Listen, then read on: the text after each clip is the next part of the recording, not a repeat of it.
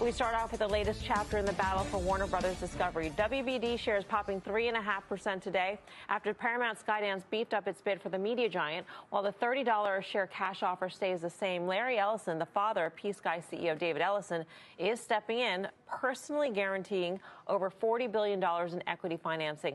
It comes almost a week after Warner advised its shareholders to reject Paramount's hostile bid, citing concerns over the Ellison family's commitment to funding the deal. Paramount's shares jumping over 4% today.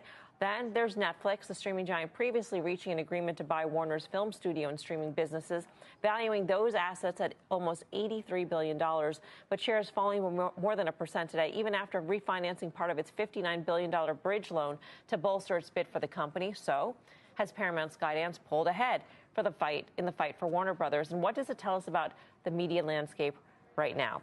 It's pretty convincing when Larry Ellison steps in and says, you know what, we'll provide you the information. We'll give you the documents to show you that we've got the funds to backstop this deal. You know, it's funny because Dan talks about do they have the money with a completely different context, but that came up many months ago. And now he's backing up and saying, guess what, we do. And this makes the deal seemingly it should, well, I don't want to say fall in their lap, it should put them into pole position.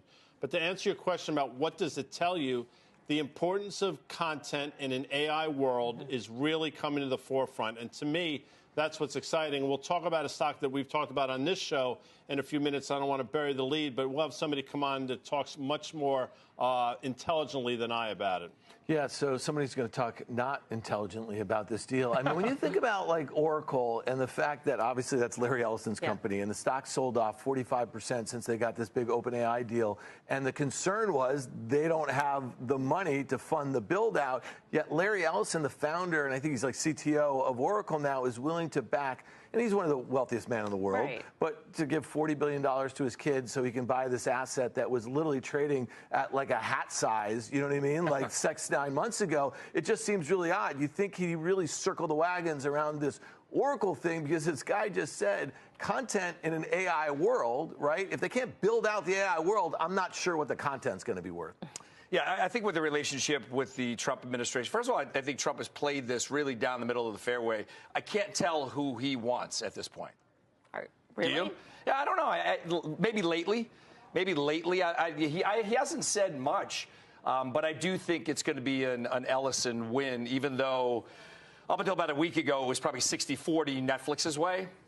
There's a good shot that Ellison and Skydance takes it from here.